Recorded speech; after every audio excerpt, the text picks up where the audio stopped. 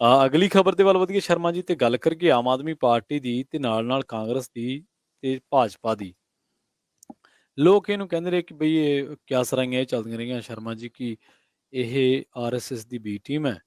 ਦੋਸ਼ ਲੱਗਦੇ ਰਹੇ ਕੇਜਰੀਵਾਲ ਤੇ ਕਿ ਉਹਨਾਂ ਦਾ ਹਾਰਡ ਹਿੰਦੂਤਵ ਹੈ, ਇਹਨਾਂ ਦਾ ਸੌਫਟ ਹਿੰਦੂਤਵ ਹੈ ਕੇਜਰੀਵਾਲ ਦਾ। ਪਰ ਹੁਣ ਇਹ ਚਰਚਾ ਕਿੱਥੋਂ ਉੱਠੀ ਸ਼ਰਮਾ ਜੀ ਵੀ ਆਮ ਆਦਮੀ ਪਾਰਟੀ ਦੇ ਗੱਠਜੋੜ ਦਾ ਨਹੀਂ ਪਤਾ ਲੱਗਦਾ, ਪਤਾ ਨਹੀਂ ਕਾਂਗਰਸ ਨਾਲ ਹੈ ਕਿ ਭਾਜਪਾ ਨਾਲ। ਪ੍ਰਵੀਨ ਜੀ, ਪੰਜਾਬ ਦੇ ਅੰਦਰ ਇਹ ਖੂਬ ਗੱਲ ਚਲਾਈ ਗਈ ਕਿ ਭਾਜਪਾ ਦੀ ਉਹ ਬੀ ਟੀਮ ਹੈ। ਕਈ ਮਸਲਿਆਂ ਤੇ ਸੰਕੇਤ ਵੀ, ਮਤਲਬ ਤੱਥ ਦੇ ਹਵਾਲੇ ਨਾਲ ਸੰਕੇਤ ਵੀ ਦਿੰਦੇ ਰਹੇ ਕਿ ਦੇਖੋ ਜੀ ਸ਼ਾਹੀਨ ਬਾਗ ਵਾਲੇ ਮਾਮਲੇ ਤੇ ਕੇਜਰੀਵਾਲ ਚੁੱਪ ਕਰ ਜਾਂਦਾ ਹੈ। ਦੇਖੋ ਜੀ ਧਾਰਾ 370 ਜੰਮੂ ਕਸ਼ਮੀਰ ਵਾਲੇ ਮਾਮਲਿਆਂ ਤੇ, ਲੇਹ ਲਦਾਖ ਤੇ ਜੰਮੂ ਕਸ਼ਮੀਰ ਨੂੰ ਅੱਡ ਕਰਨ ਵਾਲੇ ਮਾਮਲੇ ਤੇ ਚੁੱਪ ਕਰ ਜਾਂਦਾ ਹੈ। ਦੇਖੋ ਜੀ ਮਤਲਬ ਕਿ ਇਹ ਹਿੰਦੂ ਪੱਤੇ ਵਾਲੇ ਮੁੱਦੇ ਤੇ ਖੇਡਦਾ ਹੈ। NRC CA ਬਿਲਕੁਲ ਜਿਵੇਂ ਤੁਸੀਂ ਕਹਿ ਰਹੇ ਹੋ ਉਸ ਮਸਲੇ ਤੇ ਮਤਲਬ ਕਿ ਪਾਸਾ ਵੱਟ ਜਾਂਦਾ। ਸੋ ਕਹਿੰਦੇ ਜੀ ਇਹ ਮੋਦੀ ਵਾਲੀਆਂ ਪੈੜਾਂ 'ਚ ਹੀ ਪੈਰ ਧਰਦਾ, ਇਹ ਤਾਂ ਪੂਰੇ ਦੇਸ਼ ਦਾ ਇੱਕੋ ਰੰਗ ਰੰਗਣਾ ਚਾਹੁੰਦਾ, ਉਹੀ ਹਿੰਦੂਵਾਦ ਦਾ ਏਜੰਡਾ ਇਹਦਾ। ਸੋ ਇਸ ਨੂੰ ਲੈ ਕੇ ਮਤਲਬ ਕੇਜਰੀਵਾਲ ਸਵਾਲਾਂ ਦੇ ਘੇਰੇ 'ਚ ਰਹੇ। ਪਰ ਲੋਕਾਂ ਨੂੰ ਯਾਦ ਹੋਣਾ ਚਾਹੀਦਾ ਜੀ ਕਿ ਸਿਆਸਤ ਦੇ ਵਿੱਚ ਕੁਝ ਵੀ ਸੰਭਵ ਹੈ। ਕੋਈ ਸੋਚ ਸਕਦਾ ਕਿ ਅਕਾਲੀਆਂ ਤੇ ਕਾਂਗਰਸੀਆਂ ਦਾ ਗੱਠਜੋੜ ਹੋ ਸਕਦਾ। ਪਰ ਜਦੋਂ ਪਿਛਲੀ ਵਾਰ ਸਰਕਾਰ ਬਣੀ ਹੈ ਕੈਪਟਨ ਅਮਰਿੰਦਰ ਦੀ, ਤਦ ਪੰਜਾਬ ਦੇ ਪਿੰਡਾਂ ਦੇ ਵਿੱਚ ਕੀ ਵੋਟਾਂ ਪਈਆਂ ਨਹੀਂ ਅਕਾਲੀਆਂ ਵਾਲੀਆਂ ਕਾਂਗਰਸੀਆਂ ਨੂੰ, ਸਾਰੇ ਪੰਜਾਬ ਨੂੰ ਪਤਾ ਜੀ ਬਿਲਕੁਲ ਕਿ ਉਹ ਗੱਠਜੋੜ ਸੀ, ਅਣਐਲਾਨਿਆ ਗੱਠਜੋੜ ਸੀ। ਉਹ ਗੱਠਜੋੜ ਇਹੀ ਸੀ ਕਿ ਭਾਈ ਆਮ ਆਦਮੀ ਪਾਰਟੀ ਨਹੀਂ ਆਉਣ ਦੇਣੀ, ਕੇਜਰੀਵਾਲ ਨਹੀਂ ਜਿੱਤਣ ਦੇਣਾ, ਉਹਦੀ ਟੀਮ ਨਹੀਂ ਜਿੱਤਣ ਦੇਣੀ। ਉਹਦੇ ਲਈ ਅਕਾਲੀਆਂ ਨੇ ਪਾਈਆਂ ਵੋਟਾਂ ਕਾਂਗਰਸ ਨੂੰ ਜੀ, ਪਿੰਡ ਪੱਧਰ ਤੇ ਉਹਦੀ ਪੂਰੀ ਮੈਨੇਜਮੈਂਟ ਹੋਈ। ਸੋ ਇਸ ਲਈ ਉਹ ਗੱਠਜੋੜੇ ਸੀ ਨਾ ਜੀ, ਸਾਇਲੈਂਟ। ਤੇ ਹੁਣ ਸਵਾਲ ਇਹ ਹੈ ਕਿ ਕੇਜਰੀਵਾਲ ਹਿਮਾਚਲ ਛੱਡ ਕੇ ਗੁਜਰਾਤ ਜਾਂਦੇ ਨੇ। ਹਿਮਾਚਲ ਅਸਰ ਵੱਧ ਜਾਣਾ ਚਾਹੀਦਾ ਸੀ ਕਿ ਪੰਜਾਬ ਚੋਂ ਜਿੱਤੇ ਹੋ ਤੇ ਹਿਮਾਚਲ ਨੇੜੇ ਆ ਤੇ ਇੱਥੇ ਅਸਰ ਵੱਧਦਾ, ਜ਼ੋਰ ਇੱਥੇ ਵੱਧ ਮਾਰਨ ਦੀ ਲੋੜ ਸੀ ਕਿ ਗੁਜਰਾਤ ਜਾ ਕੇ ਵੱਧ ਮਾਰਨ ਦੀ ਲੋੜ ਸੀ ਜੀ। ਪਰ ਗੁਜਰਾਤ ਜਾਣਾ ਉਹ ਸਾਰਿਆਂ 'ਚ ਚਰਚਾ ਚੱਲ ਗਈ ਕਿ ਭਾਈ ਬੀਜੇਪੀ ਨੂੰ ਜਿਤਾਉਣ ਗਏ ਨੇ। ਕਾਂਗਰਸ ਨੂੰ ਜਿਹੜੀ ਵੋਟ ਪੈ ਸਕਦੀ ਸੀ ਉਹਦੀ ਕਾਟ ਲੈ ਕੇ ਗਏ ਨੇ ਜੀ ਕਿ ਹਾਂ ਭਾਈ ਵਿਰੋਧੀ ਵੋਟ ਜਿੰਨੀ ਹੋਵੇ ਦੋ ਹਿੱਸਿਆਂ 'ਚ ਵੰਡ ਜਾਵੇ, ਅਸੀਂ ਵੀ ਵਿਰੋਧੀ ਧਿਰ 'ਚ ਖੜ ਜਾਈਏ। ਤੇ ਉਹ ਵੈਸੇ ਹੀ ਬਣ ਗਏ ਨੇ ਕਹਿੰਦੇ ਅਰਵਿੰਦ ਕੇਜਰੀਵਾਲ ਗੁਜਰਾਤ 'ਚ ਤਾਂ।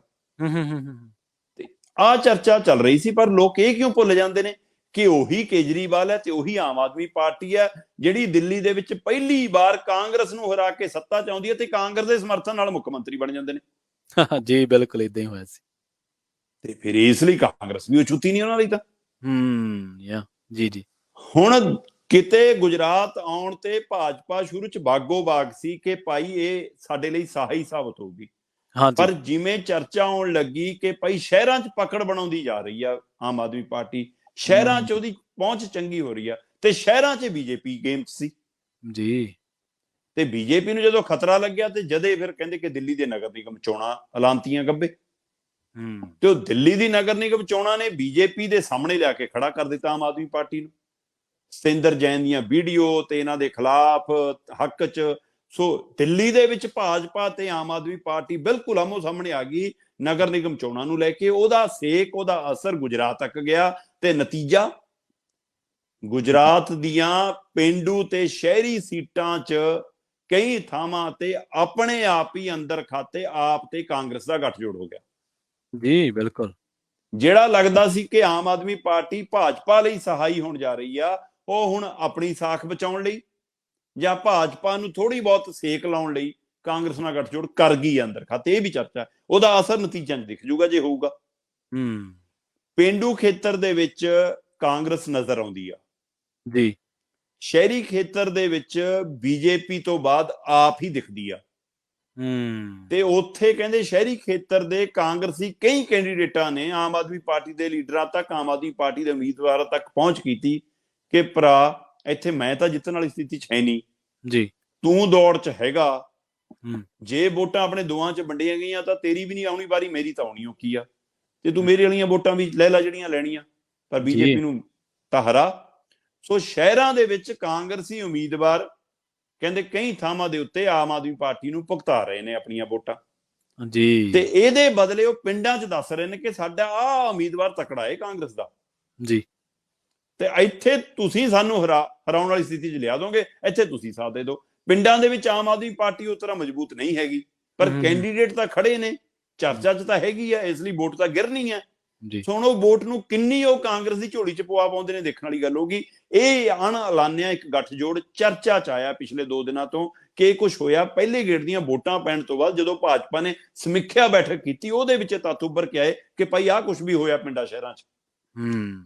ਸੋ ਇਸ ਲਈ ਹੁਣ ਕੱਲ ਆਖਰੀ ਫਰਮਾਨ ਭਾਜਪਾ ਨੇ ਜਾਰੀ ਕੀਤਾ। ਅੱਜ ਆਖਰੀ ਦਿਨ ਹੈ ਚੋਣ ਪ੍ਰਚਾਰ ਦਾ। ਕੱਲ ਦੇਰ ਰਾਤ ਭਾਜਪਾ ਨੇ ਆਖਰੀ ਸੁਨੇਹਾ ਜਿਹੜਾ ਭੇਜਿਆ ਕਿ ਭਾਈ ਗੁਜਰਾਤ ਦਾ ਮਾਣ ਵਧਾਉਣਾ ਹੈ, ਗੁਜਰਾਤ ਦੇ ਮੁੰਡੇ ਦੀ ਸ਼ਾਖ ਬਚਾਉਣੀ ਹੈ, ਗੁਜਰਾਤ ਦਾ ਮੁੰਡਾ ਨਰਿੰਦਰ ਮੋਦੀ ਹੈ ਤੇ ਸ਼ਹਿਰਾਂ ਵੱਲ ਪੂਰਾ ਜ਼ੋਰ ਲਾ ਦਿਓ।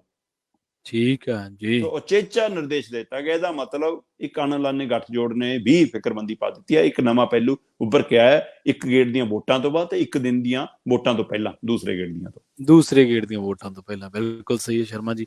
ਔਰ ਸਿਆਸਤ ਦੇ ਵਿੱਚ ਇਹੀ ਹੈ, ਪਤਾ ਨਹੀਂ ਲੱਗਦਾ ਤੁਹਾਡਾ ਦੋਸਤ ਕਦੋਂ ਦੁਸ਼ਮਣ ਤੇ ਕਦੋਂ ਦੁਸ਼ਮਣ ਦੋਸਤ ਬਣ ਜਾਵੇ। ਸਿਆਸਤ ਗੇਮ ਹੀ ਮੌਕਾ ਪ੍ਰਸਤੀ ਦੀ ਹੈ। ਮੌਕਾ ਵੇਖ ਕੇ, ਐਲਗੋਰਿਦਮ ਵੇਖ ਕੇ, ਸਮੇਂ ਦਾ ਜੋੜ ਘਟਾਵਾ ਉਹ ਕਰ ਲੈਂਦੇ ਸਿਆਸਤਦਾਨ।